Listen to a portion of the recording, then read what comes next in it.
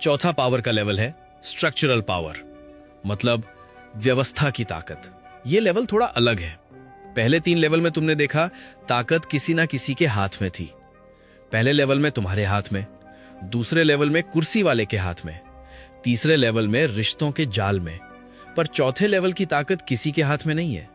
ये ताकत हवा में है, नियमों में है, स्ट्रक्चर में, सिस्टम में, व्यवस्था में है। सुनो ध्यान से, व्यवस्था की ताकत का मतलब है तुम्हें कुछ करने की जरूरत नहीं है, व्यवस्था तुम्हारे लिए काम करती है। नियम ऐसे बने हैं कि तुम्हारा फायदा अपने आप होता रहे।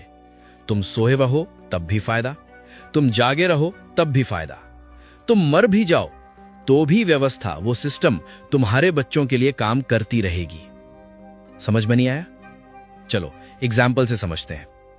राजस्थान का एक शहर कोटा पहले कोई खास नहीं था, अब देश की इंजीनियरिंग और मेडिकल कोचिंग इंस्टीट्यूशंस की राजधानी। कैसे? 90 के दशक में कुछ लोगों ने कोचिंग संस्थान खोले, एलन, फिटजी, रेजोनेंस, वाइब्रेंट। शुरू में तो बस कोचिंग थे, बच्चों को पढ़ाते थे, पर धीरे धीरे इन्होंने पूरी स्ट्रक्चर ही बना दिया। कैसे? पहले इन्होंने अच्छे बच्चों को छात्रवृत्ति दी, स्कॉलरशिप दी। गरीब बच्चे जो होशियार थे उनको मुफ्त में पढ़ाया। वो बच्चे आईआईटी में टॉप करते, नाम आता, कोचिंग का नाम होता। फिर और बच्चे आने लगे। फिर इन्होंने हॉस्टल बनाए, अपनी जमीन पर। बच्चे कोटा में रहें, खाएं, पढ़ें, सब एक ही जगह। अब बच्चे को और कुछ सोचने की जरूरत नहीं। पर असली खेल समझो। पहले इन्होंने ये धारणा बैठा दी कि बिना कोटा कोचिंग के आईआईटी नहीं हो सकता। हर माँ बाप को लगता है बच्चे को कोटा भेजना जरूरी है, वरना पीछे रह जाएगा। ये सच है या झूठ कोई नहीं पूछता, बस सब मान लेते हैं। दूसरा, इन्होंने परीक्षा की तैयारी का पूरा इकोसिस्टम कंट्रोल कर लिया है। किताबें इनकी, टेस्ट सीरीज इनकी, स्टडी मटेरियल इनकी। अब कोई बच्चा घर बैठकर पढ़े तो भी उसे इनकी किताबें चाहिए, इनके नोट्स चाहिए। वो सीधे कोटा नहीं गया, पर पैसा फिर भी वहीं पहुंचा। तीसरा, इन्होंने टॉपर्स की पूरी फैक्ट्री बना ली है। जो बच्चा पहले से होशियार है उसको स्कॉलरशिप देकर बुला लो, वो टॉप करेगा। फिर उसकी फोटो ऐड में लगाओ और ऐड देखकर और बच्चे आएंगे और पैसा आएगा। अब सोचो, इन संस्थानों के मालिकों को रोज सुबह उठकर कुछ करना पड़ता है? बस अपडेट लेनी है। व्यवस्था बन चुकी है, मशीन चल रही है। हर साल लाखों बच्चे आते हैं, हजारों करोड़ का कारोबार होता है। मालिक सो रहे हों तब भी, छुट्टी पर हों तब भी, विदेश घूम रहे हों तब भी पैसा आता रहता है, क्योंकि व्यवस्था उनके फायदे के लिए बनी है। यही है स्ट्रक्चरल पावर। तुम ताकत नहीं लगाते, व्यवस्था तुम्हारे लिए ताकत लगाती है। अब दूसरा उदाहरण लेते हैं, सरकारी ठेका। मान लो किसी शहर में सड़क बनानी है, नगर निगम टेंडर निकालता है। कौन बनाएगा? तुम सोचोगे कि जो सबसे अच्छा काम करेगा, सस्ते में करेगा, उसे मिलेगा। नहीं भाई, हमेशा वही 4-5 ठेकेदार जीतते हैं हर बार। क्यों? क्योंकि स्ट्रक्चर, सिस्टम ही उन्हीं के हिसाब से बनी है। टेंडर में लिखा है पिछले 5 सालों में कम से कम 10 करोड़ का काम किया हो। अब नया आदमी कहां से 10 करोड़ का काम दिखाएगा? नहीं दिखा सकता तो टेंडर में हिस्सा ही नहीं ले सकता। फिर लिखा है सरकारी विभाग से अच्छी साख का प्रमाण पत्र चाहिए। अब नए आदमी के पास कहां से प्रमाण पत्र आएगा? उसने तो कभी सरकारी काम किया ही नहीं, तो वो बाहर। फिर लिखा है 2 करोड़ की बैंक गारंटी देनी होगी। अब छोटे ठेकेदार के पास 2 करोड़ कहां से आएंगे? बैंक देगा नहीं, क्योंकि उसके पास पुराना रिकॉर्ड नहीं, तो वो भी बाहर। अब बचे वही 4-5 पुराने ठेकेदार, जिनके पास पुराना रिकॉर्ड है, पैसा है, गारंटी है, साख है, और वो आपस में बात करके तय कर लेते हैं किसको कौन सा काम लेना है। कभी कभी तो एक ही आदमी 3-4 नामों से टेंडर डालता है। अब देखो क्या हुआ, सरकार ने टेंडर निकाला, खुली प्रतिस्पर्धा दिखी, पर असल में जीतने वाला पहले से तय था, क्योंकि नियम ही ऐसे बने हैं कि नया आदमी घुस ही नहीं सकता। इकोनॉमिक्स में इसे कहते हैं बैरियर्स टू एंट्री, एंट्री में रुकावटें। नियम बना दो, फिर तुम्हें रिश्वत नहीं देनी, दबाव नहीं डालना, व्यवस्था अपने आप तुम्हारे पक्ष में काम करेगी। अब सोचो, देश में जितने भी बड़े अमीर बिजनेसमैन हैं, अगर उनके घर बच्चा पैदा होता है, वो पैदा होते ही स्ट्रक्चर की ताकत लेकर आता है। उसके पास पैसा है, सबसे अच्छे स्कूल जाएगा, सबसे अच्छे लोगों से मिलेगा, उसकी गलतियां माफ होंगी, उसके लिए रास्ते खुलेंगे, क्योंकि पूरा स्ट्रक्चर उसके परिवार ने बनाया है। और किसी गांव में कोई बच्चा पैदा होता है, वो भी मेहनती है, वो भी होशियार है, वो लड़ता रहेगा जिंदगी भर। कभी कभी कोई निकल जाता है, पर ज्यादातर वहीं अटके रहते हैं। ये बुराई नहीं है, ये हकीकत है, और जो इस हकीकत को समझ लेता है वो खेल को अलग तरह से खेलता है। अब एक आखिरी बात, स्ट्रक्चरल पावर बनाने में समय लगता है, पीढ़ियां लगती हैं, और एक बार बन गई तो बहुत मजबूत होती है, पर यह टूट भी सकती है। कानून बदल सकते हैं, संस्थाएं गिर सकती हैं, क्रांतियां होती हैं। स्ट्रक्चर की ताकत टिकाऊ है पर अमर नहीं।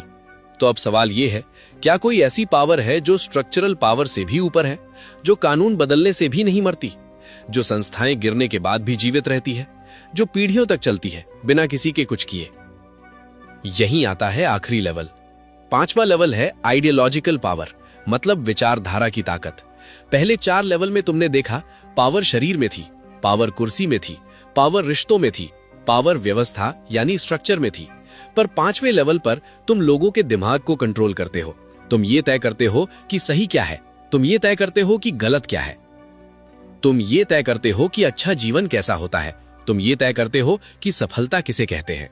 और सबसे डरावनी बात, लोगों को पता भी नहीं चलता कि वे किसी और की ताकत से चल रहे हो। उन्हें लगता है कि ये उनकी अपनी सोच है, उन्हें लगता है कि ये उनका अपना फैसला है, पर है नहीं।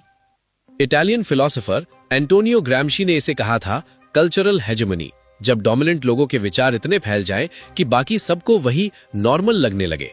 चलो समझते हैं। एक सवाल पूछता हूं, जिंदगी में सबसे बड़ी सफलता क्या है? जवाब दो। मुझे पता है ज्यादातर लोगों के दिमाग में क्या आया, सरकारी नौकरी, बैंक में नौकरी, रेलवे में नौकरी, सरकारी मास्टर या और कोई गवर्नमेंट जॉब। सही कहा ना? अब सोचो, ये सोच तुम्हारी अपनी है या किसी ने तुम्हारे दिमाग में डाली है? जब तुम पैदा हुए तुम्हें क्या पता था सरकारी नौकरी क्या होती है? कुछ नहीं पता था। फिर धीरे धीरे तुमने देखा, पापा कह रहे हैं बेटा सरकारी नौकरी कर लो, जिंदगी संवर जाएगी। मम्मी कह रही हैं फलाने की बेटी की शादी हो गई सरकारी मास्टर से, किस्मत खुल गई।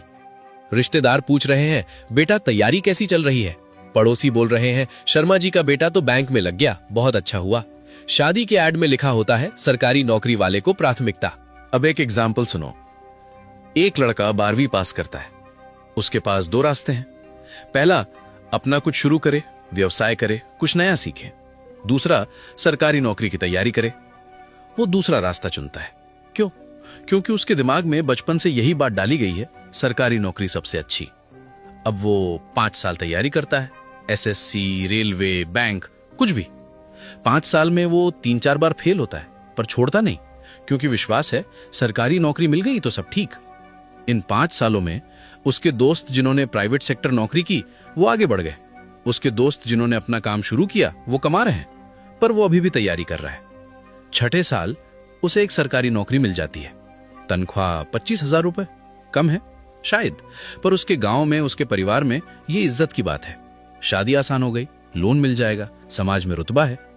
और मैं ये नहीं कह रहा कि ये गलत है, मैं बस ये पूछ रहा हूं क्या यही एकमात्र रास्ता था? क्या 6 साल में कोई और ऑप्शन एक्सप्लोर नहीं हो सकता था? देखो, सरकारी नौकरी बुरी नहीं है, पर आइडियोलॉजी ये है कि सरकारी नौकरी ही ओनली सक्सेस है, और ये आइडियोलॉजी सवाल करने लायक है। अब असली बात, ये विचार किसने डाला, कब डाला, क्यों डाला? ये विचार पीढ़ियों से चल रहा है।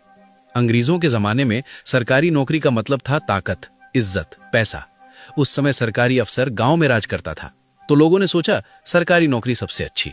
फिर आजादी के बाद भी ये विचार बना रहा, क्योंकि प्राइवेट सेक्टर में नौकरियां कम थीं, सरकारी नौकरी में सुरक्षा थी, पेंशन थी, तो लोगों ने अपने बच्चों को यही सिखाया। अब आज के टाइम में प्राइवेट सेक्टर में हजारों मौके हैं, अपना काम शुरू करने के रास्ते हैं, विदेश जाने के रास्ते हैं, पर फिर भी करोड़ों लोग सरकारी नौकरी के पीछे भाग रहे हैं। क्यों? क्योंकि विचार अभी भी वही है। देखो, किसी ने इस लड़के को बंदूक तान कर नहीं कहा कि सरकारी नौकरी करो, किसी ने जबरदस्ती नहीं की, पर उसके दिमाग में विचार डाल दिया गया और वो विचार उसके लिए सच बन गया। ये है आइडियोलॉजिकल पावर। तुम लोगों को यह बता दो कि क्या चाहिए और वो खुद उसके पीछे भागेंगे। अब एक और एग्जाम्पल, शर्मा जी का बेटा। हर एक इंडियन ने ये लाइन जरूर सुनी होगी, हर घर में शर्मा जी का बेटा होता है। देखो शर्मा जी का बेटा है, कितना होशियार है। शर्मा जी के बेटे ने तो आईआईटी निकाल लिया, शर्मा जी का बेटा तो डॉक्टर बन गया। तुम्हारी माँ ने भी बोला होगा, देख उसको, तू कब सीखेगा। और तुमने क्या किया? तुमने मान लिया कि तुम कम हो, तुम में कमी है, और फिर तुम दौड़ने लगे शर्मा जी के बेटे से आगे निकलने के लिए। पर रुको, ये दौड़ किसने शुरू करवाई? तुमने नहीं, ये दौड़ पीढ़ियों से चल रही है। माँ बाप अपने बच्चों की तुलना करते हैं, बच्चे बड़े होकर अपने बच्चों की तुलना करते हैं, चक्र चलता रहता है। और इस चक्र में कौन जीतता है? कोचिंग वाले, किताबें बेचने वाले, स्कूल वाले, उनका धंधा चलता है क्योंकि तुम डरे हुए हो। तुम डरे हुए हो कि कहीं शर्मा जी के बेटे से पीछे न रह जाओ। ये डर तुम्हारा अपना नहीं है, ये डर तुम्हें विरासत में मिला है। ये डर एक विचारधारा है, एक आइडियोलॉजी है जो पीढ़ी दर पीढ़ी चली आ रही है, और तुम बिना सोचे इसमें फंस गए। लोगों को एक विचार दे दो और वो पूरी जिंदगी उसी के पीछे भागेंगे। अब एक और उदाहरण, बॉलीवुड और सुंदरता। भारत में सुंदर का मतलब क्या है? गोरा रंग, लंबे बाल, पतली कमर, बड़ी आंखें। गोरा रंग इक्वल्स टू सुंदरता, ब्यूटीफुल। ये किसने तय किया? तुमने? नहीं। जब तुम बच्चे थे, टीवी पर फेयरनेस क्रीम्स की एड्स आती थी। हर एड का मैसेज एक ही था, गोरे बनो तभी सक्सेसफुल बनोगे। फिल्मों में हीरोइन हमेशा गोरी, लंबी, पतली। हीरो चाहे काला हो, पर हीरोइन गोरी चाहिए। शादी के रिश्ते में लड़की का रंग कैसा है? और धीरे धीरे तुम्हारे दिमाग में बैठ गया, गोरा रंग का मतलब है सुंदरता, सांवला मतलब कम सुंदर। अब तुम किसी सांवली लड़की को देखते हो तो दिमाग में एक आवाज आती है, अच्छी है पर रंग थोड़ा। ये आवाज तुम्हारी अपनी नहीं है, ये आवाज टीवी से आई है, विज्ञापनों से आई है, फिल्मों से आई है। अब सबसे मजेदार बात, जो कंपनियां गोरा करने की क्रीम बेचती हैं वो करोड़ों कमा रही हैं क्योंकि लोग खुद खरीद रहे हैं। किसी ने बंदूक की नोक पर नहीं कहा खरीदो, लोग खुद खरीद रहे हैं क्योंकि उनके दिमाग में विचार है गोरा होना है। तुम सोचते हो कि ये तुम्हारी पसंद है, पर यह तुम्हारी पसंद नहीं है, यह तुम्हें बताया गया है कि तुम्हारी पसंद क्या होनी चाहिए। यही है आइडियोलॉजिकल पावर, विचारधारा की ताकत। तुम एक विचार फैला दो और लोग खुद उसी हिसाब से जीने लगते हैं। तुम्हारी पसंद भी तुम्हारी नहीं रहती, तुम वो पसंद करते हो जो तुम्हें सिखाया गया है। अब एक और बड़ी बात, मेहनत करो सफल हो जाओगे। ये सुना है ना? बस मेहनत करो, दिन रात लगे रहो, एक दिन मंजिल मिलेगी। हर फिल्म में यही दिखाते हैं, गरीब लड़का मेहनत करता है, आगे बढ़ता है, अमीर बन जाता है। हर माँ बाप यही कहते हैं, बेटा मेहनत का फल मीठा होता है। पर सोचो, क्या ये पूरा सच है? उस मजदूर को देखो जो सुबह 5 बजे उठता है, शाम 8 बजे तक काम करता है। वो मेहनत नहीं करता? करता है, तुमसे ज्यादा करता है, पर वो अमीर क्यों नहीं है? उस किसान को देखो जो धूप में खड़ा होकर फसल उगाता है, वो मेहनत नहीं करता? करता है, तुमसे ज्यादा करता है, पर वो आगे क्यों नहीं बढ़ता? सच ये है कि मेहनत जरूरी है पर काफी नहीं है। तुम किस व्यवस्था में पैदा हुए वो ज्यादा मायने रखता है। तुम्हारे माँ बाप के पास क्या था वो ज्यादा मायने रखता है। तुम्हें कौन से मौके मिले वो ज्यादा मायने रखता है। पर यह बात कोई नहीं बताता। क्यों? क्योंकि अगर लोगों को पता चल जाए कि खेल पहले से तय है तो लोग खेलना बंद कर देंगे। इसीलिए ये विचारधारा फैलाई जाती है, मेहनत करो सब मिलेगा, ताकि लोग दौड़ते रहें, लड़ते रहें, उम्मीद रखें, और जो ऊपर बैठे हैं वो आराम से बैठे रहें। मैं ये नहीं कह रहा कि मेहनत मत करो, मैं ये कह रहा हूं कि ये समझो कि खेल कैसे चल रहा है। मैं ये नहीं कह रहा कि सिस्टम में कोई नहीं जीतता, जीतता है, पर वो स्ट्रक्चर समझकर जीतता है।